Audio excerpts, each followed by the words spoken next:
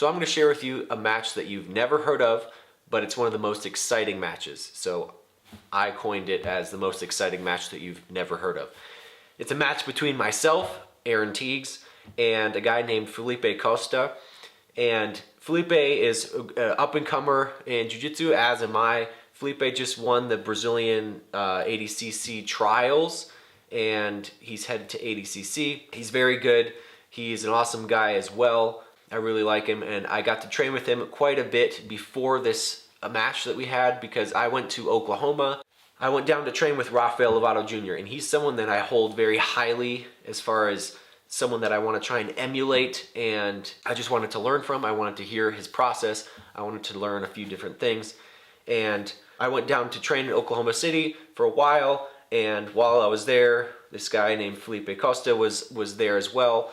He is related to Victor Hugo, I believe, or either they're related in some way, like cousins, or they're just really, really good friends that grew up together. I can't remember exactly.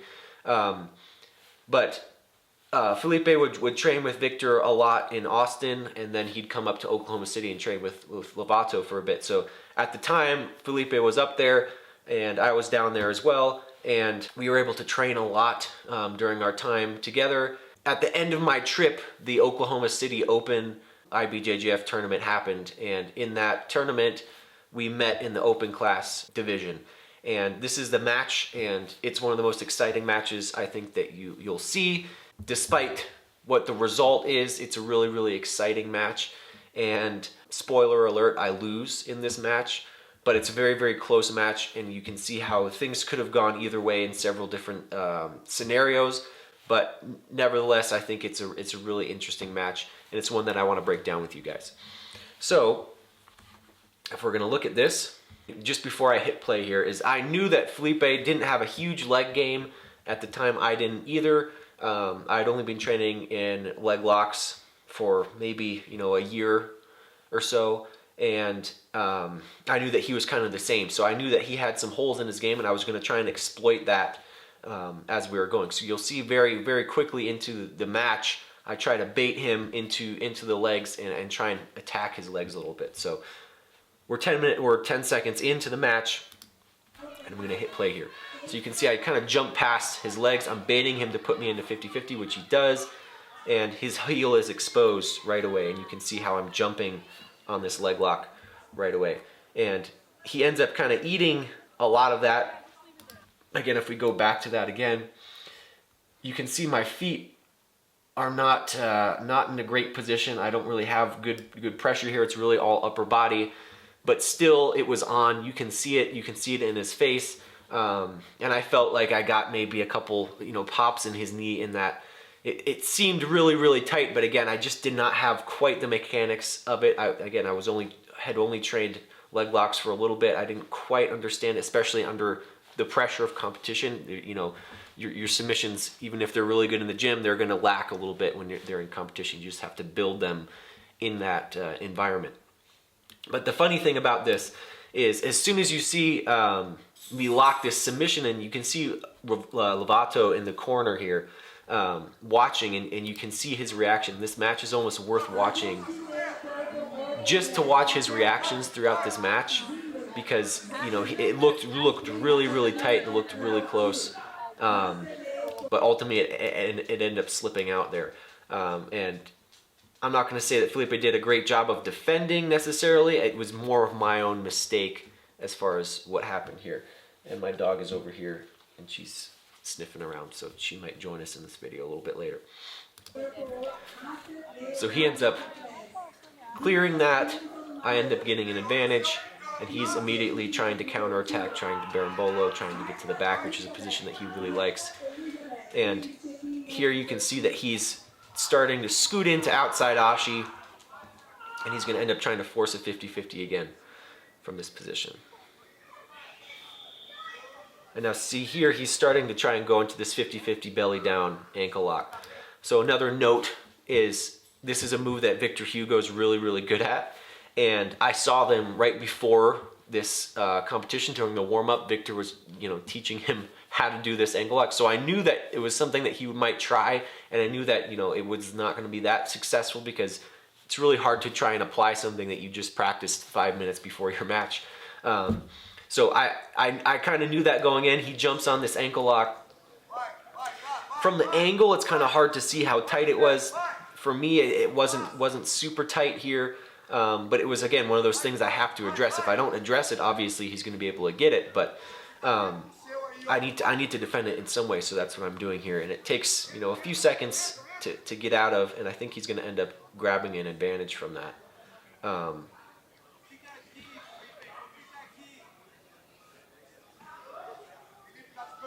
Yeah, here I'm just trying to put the boot on. I'm trying to go foot to foot, trying to figure out how to clear it. I think he kind of gasses out on it a little bit. And here I jump on another ankle lock. Again, if you look at my leg position, it's not great. My grip is not very great either. It's just, you know, two novices going after the legs, essentially, despite us being brown belts at the time. Both of us were really gi guys for the most part. And so we had a sense of knee bars and straight ankle locks and toe holds, that sort of thing. But the heel hook aspect was something pretty new, and it was new to IBJJF at the time as well. So it was something that both of us were just starting to kind of dip our toe into, no pun intended. And yeah, it shows in this match, which, again, if either of us had, you know, better leg locks, I could have finished him really early on. He might have finished me in that ankle lock. So again, this match could have been over either side, you know, pretty early on. But we're still going here. Again, I'm jumping on another heel hook. I'll move it back a little bit so that this thing doesn't cover it. Again, I know that this is one of his weaknesses, so I'm just going all out trying to get to the heels, but you can see even my grip is really, really poor here. And I have no tension in my legs, essentially. I'm just triangling, but I do not have the hip pressure that I should. And again, it looks kind of good to someone just looking on the border, so he gives me another advantage for that. So right now it's 3 advantages to 1. I'm ahead. We got 5 minutes 50 seconds left. We just started going into the yellow out of here, so he's moving us back to the middle of the mat to reset.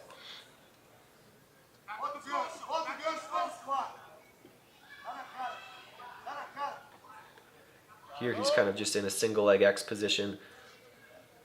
I'm trying a little fancy move right there. Doesn't quite work out.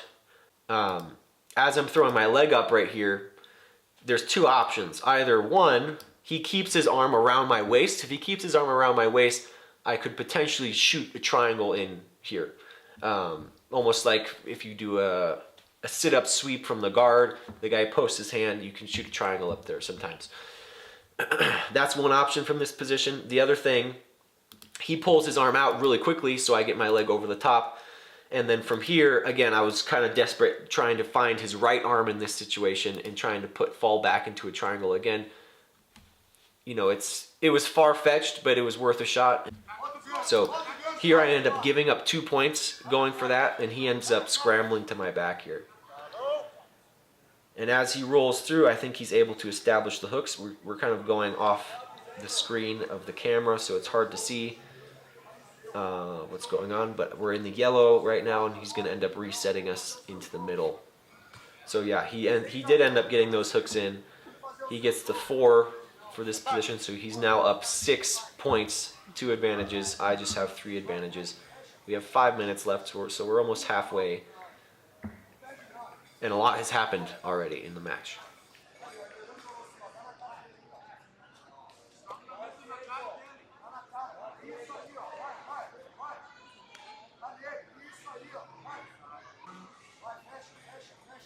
So here he's starting to attack the neck.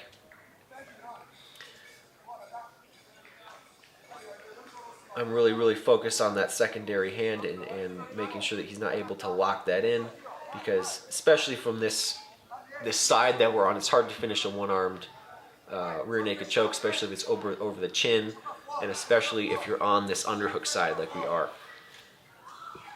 And now I start fighting, just trying to force him back to double underhooks, which is a position that he kept going back to. because if he has double underhooks, he can't attack my neck. So if I force the double underhooks, now I can start worrying about trying to get my shoulders to the mat and untangling the legs, that sort of thing. And I'm trying my best to. He keeps wrapping me up with this one arm. Again, it's over my chin, and it's going to take, you know, some pretty good mechanics to get me to tap from a chin choke. So I'm able to secure that secondary hand and unlock that choke. And again, here I am getting a little bit more desperate to try and get out of here. Again, there's a lot of mental pressure that's happening because I know I have time to win this match, and I know that I can win this match. And the longer that I just sit here on the back, you know, the less time I'm going to have. So I'm starting to get a little bit desperate here, but still, I'm trying to be as safe as possible as well. So here I'm still just fighting the hands. He really favors the left arm for the choke in this situation. And I'm able to clear that quite a few times. He hasn't gotten under the chin quite yet. He's just over the face every single time, which, you know, I'm just gonna let that happen. You know, I'm not gonna tap to that.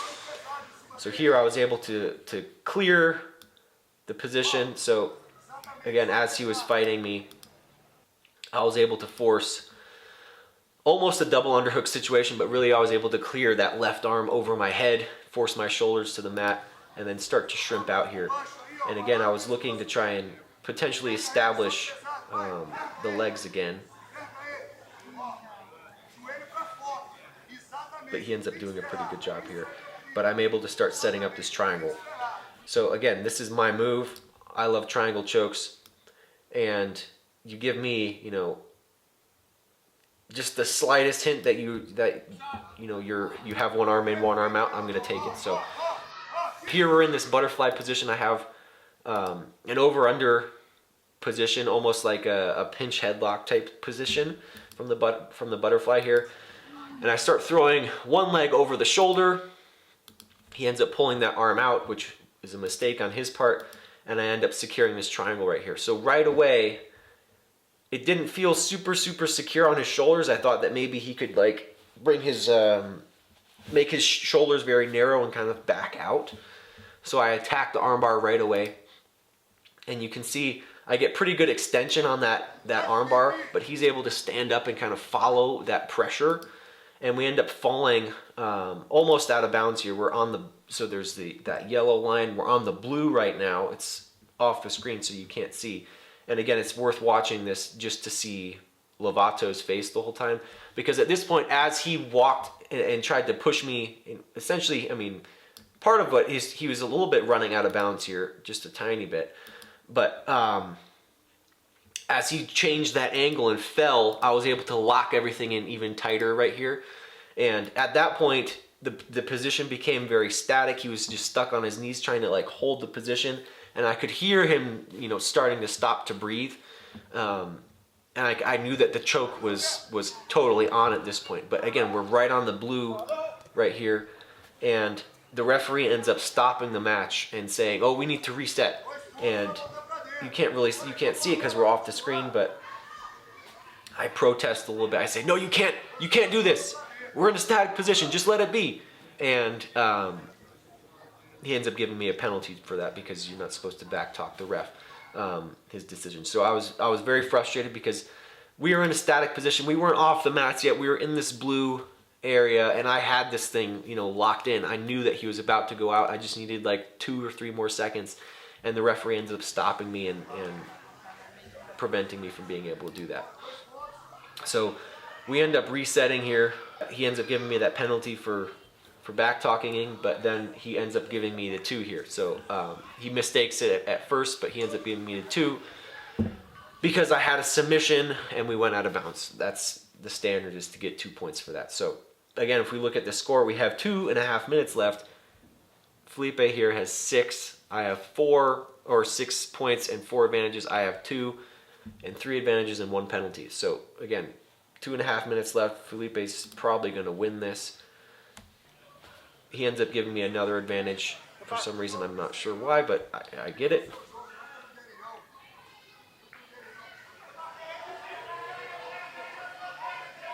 maybe for the sweep or something, I'm not sure. Or this, oh, maybe it's for the armbar. Maybe that's what it is. I had the armbar attack, that's an advantage, and the triangle, so maybe that's why.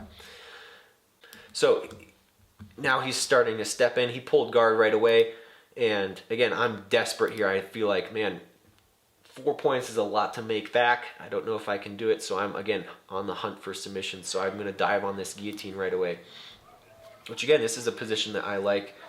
I like to threaten this guillotine because a lot of times I can get a sweep out of it. So you see I jump on the guillotine here, and I end up using that as a sweeping position, so I can start getting back to the sweep here.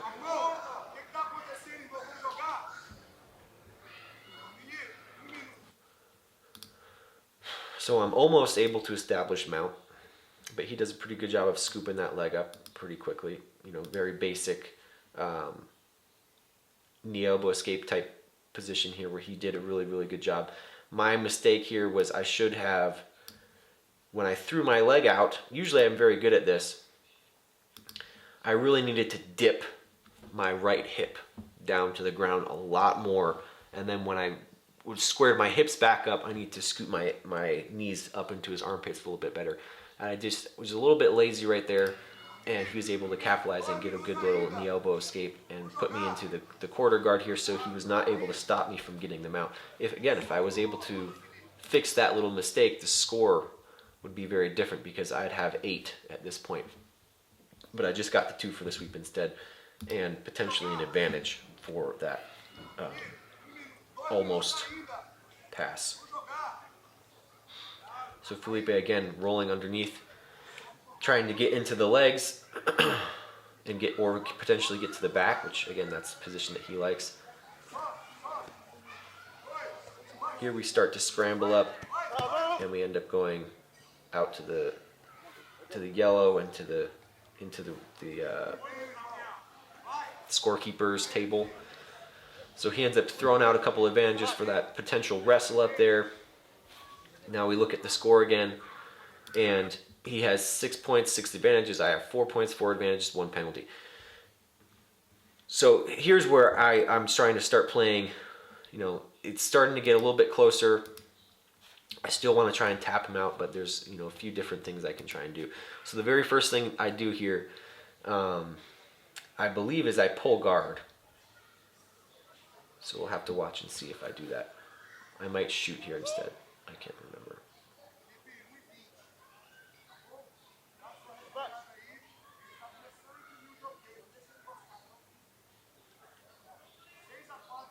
Yeah, so I pull here. So my idea here is I'm going to pull and see what happens, but now I've planted this seed where he's going to expect me to pull guard, and you'll see how I capitalize on that a little bit later. So I end up sitting to guard here. I think I end up wrestling up.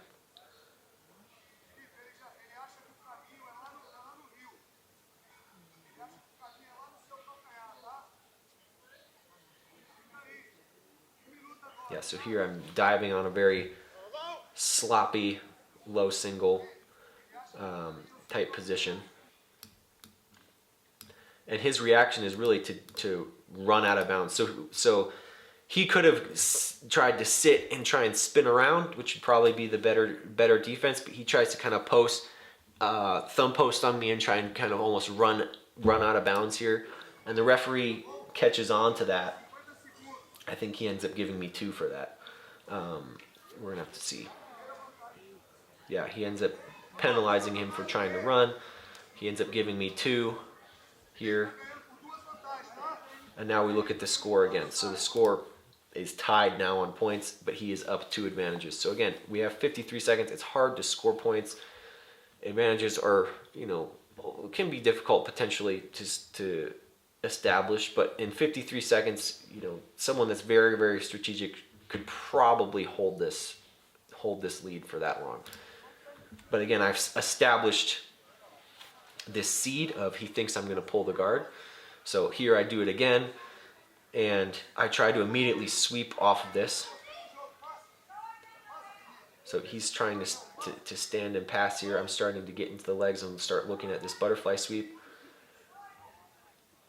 And it ends up kind of turning into a waiter type push-pull sweep type thing.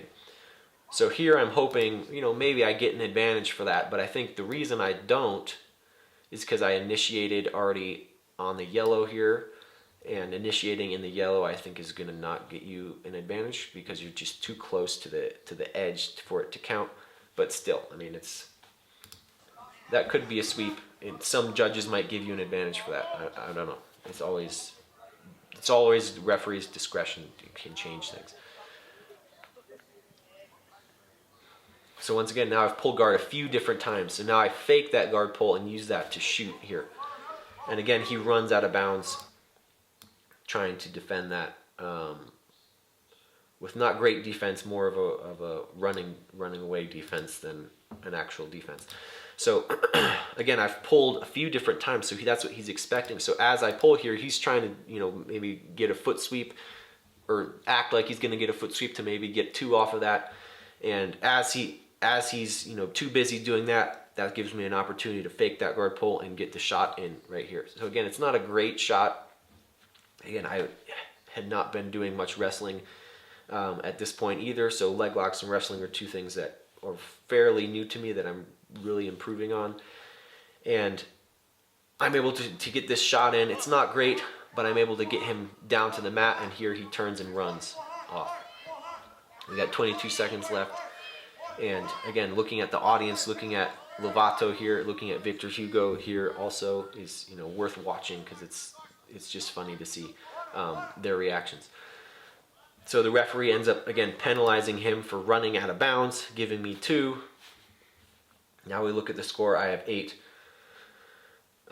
He has 6, and I am winning at this point. I have 22 seconds left. This should be a win for me. It's at this point it's done. So this is the status part of the match. I don't know if you caught it, but I thought we were boys. I thought we were friends. We'd been training partners for a couple weeks here. We had dinner with each other. We were hanging out. We were buddies. And then he goes and does the fake hand slap into a double leg, and it's not against the rules, but it's against the bro code for sure. It hurts in here a little bit. So we can watch that right here. He goes for the hand slap. As I try and meet him with that hand slap, he shoots right off of it. And that is just, it still hurts. But that's no excuse for this poor defense that I have here. I mean, maybe it is because, at that point, he didn't just shoot, he also broke my heart a little bit. But here, he ends up getting he shoots and gets to the back here. And my defense is not great. I was a little bit confused on what the rules exactly were because I end up going to 2 knees for a little while. I should have stepped that leg up. I think if I kept one leg off the ground, that would have negated the points potentially. But again, I need to check the rules again, but that's what I was thinking in my mind. But I just stayed on my knees for a little bit too long. He ends up getting the 2 here, which is very frustrating because now there's 7 seconds left.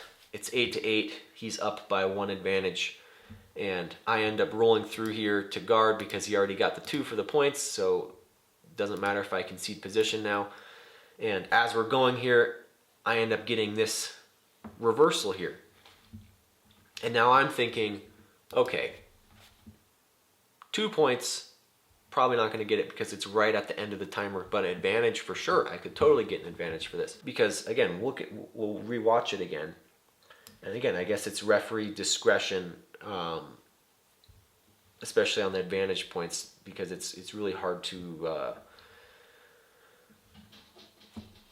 find a consistent scoring across different referees. But here I end up getting this kind of reverse position. I end up landing in side control, and again, it's fun to watch. Just look at the reactions in the background because I think most of the people in the back don't really know what's going to happen either. And I think a lot of people ended up thinking that I might be getting an advantage here, just judging by the shock and awe of the people in the back, which are all mainly Felipe supporters because that's his team. I was just there visiting. But here, the referee ends up giving me nothing, and I end up losing that match, which is unfortunate because again, there was a lot of different situations where you could see how things could have changed and gone differently, and it's such a close match. If I had gotten that advantage, again, if we look at the points, he would have had 8 points, 6 advantages, 2 penalties. I would have had 8 points, 6 advantages, and 1 penalty. So I would have been able to win that match because I had less penalties. Yeah, you know, the hardest part for me to watch, again, is that fake hand slap into the takedown, which we just need to watch one more time just so I can stew about it.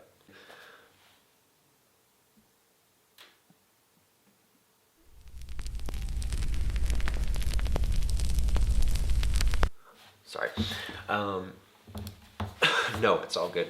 I like Felipe a lot. He's an awesome guy. He's, you know, I still consider him my friend, despite a scenario such as this, which again, it's not against the rules, but it's against the bro code for sure. And, you know, I wish Felipe the best in his competition. He's qualified for ADCC this year, which is super cool. I wish him the best. This is a really, really cool match. I hope you enjoyed it. I'll post this match just as the match itself as well if you don't want to hear me yapping about it for 20 minutes. I think it's helpful to rewatch your matches because you get to see them from a different perspective. If you did not record such a thing, if you're trying to do like visualization or something, see yourself in that third person perspective, right? You have the first person perspective of doing it, visualize it from the third person perspective because it just can help solidify things in a way that's just different. So that's your mental performance tip. That's just a little tidbit for you to think about right now. At the end of this video, if you stuck around long enough to hear it, that's your little thing to go home with. But thanks for watching, and stay tuned for more videos like this and some other types of videos and that sort of thing. So thanks for watching.